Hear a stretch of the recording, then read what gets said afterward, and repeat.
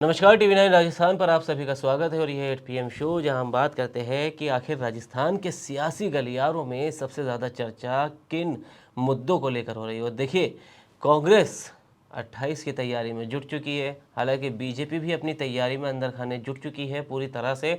लेकिन देखिए, कांग्रेस ने हाल ही में एक अनुशासन समिति बनाई थी पिछले लंबे वक्त पहले, लेकिन अब उसके अनुशासन समिति ने अपनी रिपोर्ट जो है वो तैयार कर ली और वो जिलाध्यक्ष अपने प्रदेश अध्यक्ष को माफ़ कीजिएगा सौंप दी। अब उस पर प्रदेश अध्यक्ष उसको देखेंगे और प्रभारी उस पर सुखजिंदर रंधावा उस पर नज़र डालेंगे, फिर उसे आला कमान के पास भेजा जाएगा और फिर आला कमान उस पर अपनी मोहर लगाएगा या उनमें से कुछ चेहरों को काटेगा। अब देखिए, रिपोर्ट किस चीज़ को लेकर, दरअसल अनुशासन समिति बनाई गई थी इस चीज़ को लेकर कि 2023 में जो विधानसभा चुनाव राजस्थान में हुए थे तो उसमें कांग्रेस के कई नेताओं ने उससे पहले या बिल्कुल चुनाव के ऐन वक्त बीजेपी में शामिल हो गए थे। कुछ ऐसे नेता थे जिनको अनुशासनहीनता के तहत हटा भी दिया गया था। तो उनमें करीब 12 चेहरों की बात हो रही है।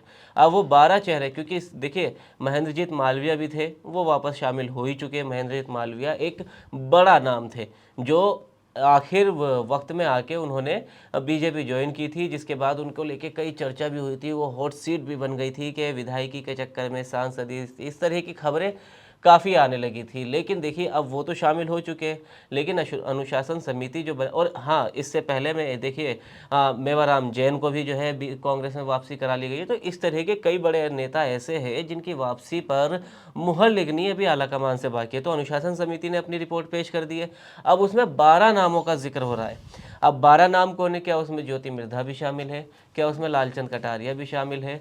और कहे कि राजेंद्र गुर्जर का भी नाम उसमें शामिल हो सकता है। तो देखिए, इस तरह से 12 नाम है। तो ये कहा जा रहा है कि कांग्रेस जो है 28 की तैयारी बागियों को वापस लाने में भी कर रही है कि उन्हीं बागियों के सहारे अब 28 जीती जाएगी। अब देखिए, उस अनुशासन समिति के जो अध्यक्ष बनाए गए थे वो उदयलाल आंजना बनाए गए थे और वो पूर्व मंत्री शकुंतला देवी के साथ उन्होंने हाल ही में बयान दिया।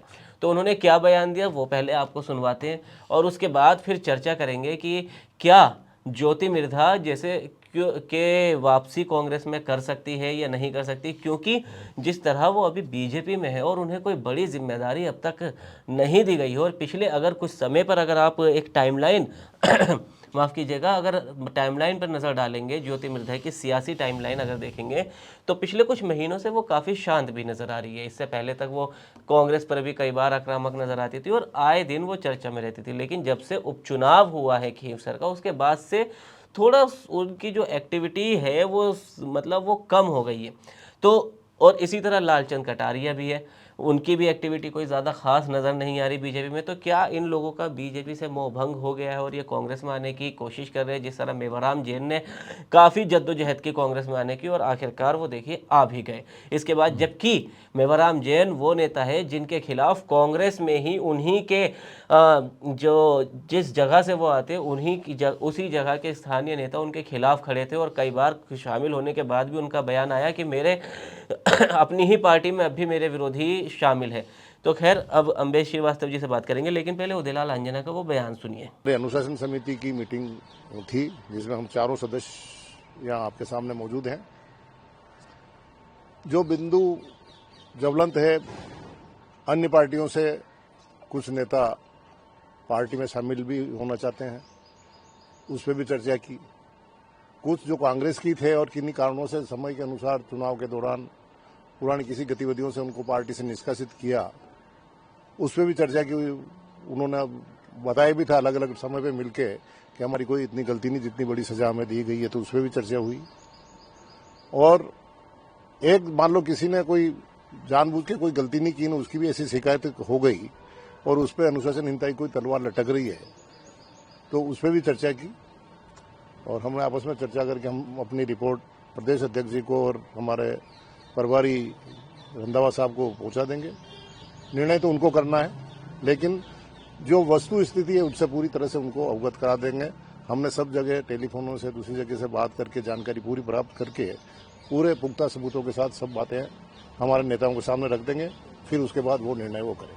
कुछ ऐसे लोग भी हैं जो बीजेपी ज्वाइन करे थे, वापस आना चाहते हैं। बीजेपी जो जिनको किसी कारणवश चलते चुनावों में किस कैंडिडेट ने शिकायत कर दी, किसने क्या कर दिया, किसने मेरे साथ की, तो वो नियम होता है कि कैंडिडेट अगर शिकायत करा तो उसको निकाल देते हैं।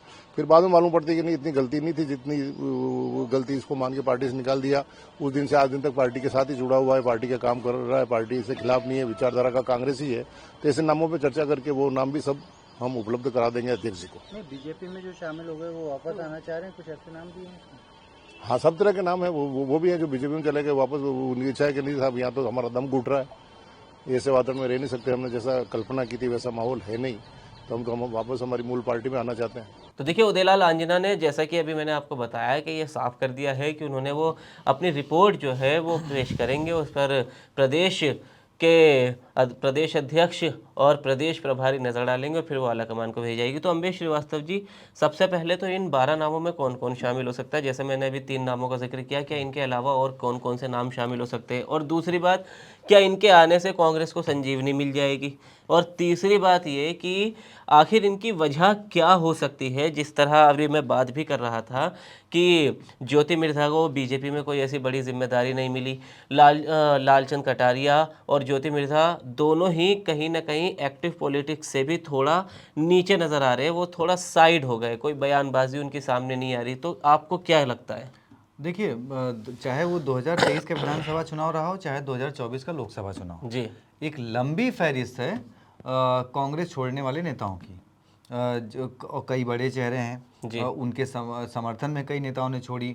राजेंद्र यादव सांसद रह चुके हैं, अलवर के एक पूर्व सांसद ने छोड़ी। उसके बाद खिलाड़ी लाल बैरवा मंत्री रह चुके हैं, उन्होंने छोड़ा। कैलाश मीणा, वो भी विधायक थे जी, और गोपाल गुर्जर, कांता भील, महेश भरोदिया, वीरेंद्र बेनीवाल, ये बड़ी लंबी फहरिस्त है जिन्होंने नाराजगी छोड़ी। और ज्योति मिर्धा, जिनका आपने कहा, तो वो तो भाई 2009 से 2014 तक सांसद ही थी। ठीक है, तो अब वापसी की ज़रूरत किसे है? नेताओं को है या कांग्रेस को है? देखिए, ज़रूरत तो दोनों को है जी, क्योंकि जब ये लोग छोड़ के गए, भाई ज्योति मिर्धा छोड़ के गई, हनुमान बेनीवाल के खिलाफ चुनाव लड़ा, हार गई। नहीं, जब छोड़ के गई, सबसे पहले उन्होंने अपनी विधायकी लड़ी। सबसे पहले बीजेपी ने उनको विधायकी का टिकट दिया, वहाँ वो अपने चाचा से हार गई। उसके बाद फिर बीजेपी ने उनको लोकसभा का टिकट दिया, वो वहाँ पर भी हार गई। अब 2-2 चुनाव अगर आप हारोगे भाई, तो उनके पास तो खुद एक लंबी फहरिस्त है अपने पास, बीजेपी वालों के पास। तो वो अपने हारे हुओं को पहले एडजस्ट करें या कांग्रेस से आए हुए हारे हुए को एडजस्ट करें? जी, भाई, आपके आने से बीजेपी को बेनिफिट क्या हुआ? बीजेपी भी तो देखेगी ना कि भाई अगर आप आए हो तो आपके साथ ठीक है, कार्यकर्ता आए, सब कुछ आए, लेकिन हमारा फायदा क्या हुआ? भाई, ना आप विधानसभा जिता पाई, ना आप लोकसभा जिता पाई। लोकसभा की सीट जो कि हनुमान बेनीवाल, जो कि कम से कम 25 की 25 तो थी बीजेपी के खाते में, भले ही वो एनडीए के साथ थे हनुमान बेनीवाल। वो बात अलग है कि वो नाराज होकर फिर उन्होंने साथ छोड़ दिया और इस बार वो कांग्रेस के साथ मिलकर लड़े। तो इस बार तो ट्रैक रिकॉर्ड और बीजेपी का खराब हो गया। कहाँ कम से कम 2 बार से 25-25 जीत रहे, तो इस बार तो 14 पे सिमट गए, मतलब 25 में 14, 11 सीटों का नुकसान हुआ। तो एक ये हो जाता है कि भाई वो पार्टी भी सोच रही कि भाई इसको रोकने में फ़ायदा है, इनसे हमें मिला क्या है। तो अब ज्योति मिर्धा के साथ वही प्रॉब्लम है कि भाई वो बड़े बड़े आरोप लगा के कांग्रेस से यहाँ तो आ गई थी। अच्छा, एक चीज़ और बता दूं कि ज्योति मिर्धा का आरोप ना पायलट पे था, ना डोरासरा पे था, ना किसी नेता पे था। उनका सीधा सीधा आरोप था तत्कालीन मुख्यमंत्री अशोक गहलोत पर कि भाई ये जाट, और इन्होंने साफ साफ कहा था TV9 जब इन्होंने बीजेपी ज्वाइन करी थी या कहीं कांग्रेस छोड़ी थी, तब TV9 हमारे सहयोगी ध्वजारी ने उनसे बातचीत करी थी। उन्होंने सीधा आरोप लगाया था कि भाई ये जाट नेताओं की राजनीति अशोक गहलोत जो है वो प्रदेश में खत्म कर रहे हैं। अब देखिए, ये बात कोई भी कह देगा, परशुराम मदेरणा से लेकर और ज्योति मिर्धा तक। ज्योति मिर्धा तो ये बात स्वीकार कर रही हैं और परशुराम मदेरणा का वो उदाहरण भी देती हैं। दिव्या मदेरणा भी यही बात कहती हैं, जो कि परशुराम मदेरणा की पोती हैं, कि भाई जाट सियासत या फिर कहें खास वर्ग की राजनीति पे निशाने पर नेता रहते हैं, कोई अशोक गहलोत किसी को बड़ा नहीं बनने देते जी। तो अगर अब देखिए, आने वाला समय जो है वो सचिन पायलट के लिहाज से सोचा जा रहा है कि भाई पायलट के हाथ में कमान आएगी, तो ऐसे में उनकी वापसी बिल्कुल संभव है। ठीक है, दूसरा बड़ा नाम जो कि खैर वो कांग्रेस में नहीं थे, वो इतने बार बदल चुके हैं कि उनको किस पार्टी का नेता कहा जाए वो मतलब समझ में नहीं आता मुझे।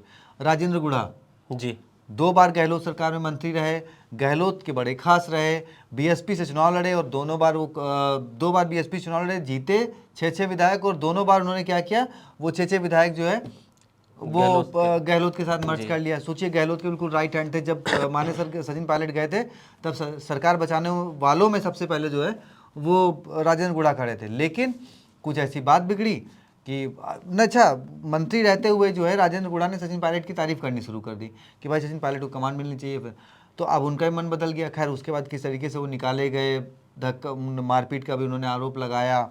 उसके बाद वो खैर 2 बार चुनाव लड़े, लेकिन दोनों बार वो हार गए। लेकिन हाँ, उनकी भी जो ये आपका झुंझुनू का जो बेल्ट है, गुड़ा मलानी जहाँ से वो आते हैं, उनमें पकड़ उनकी बड़ी अच्छी है।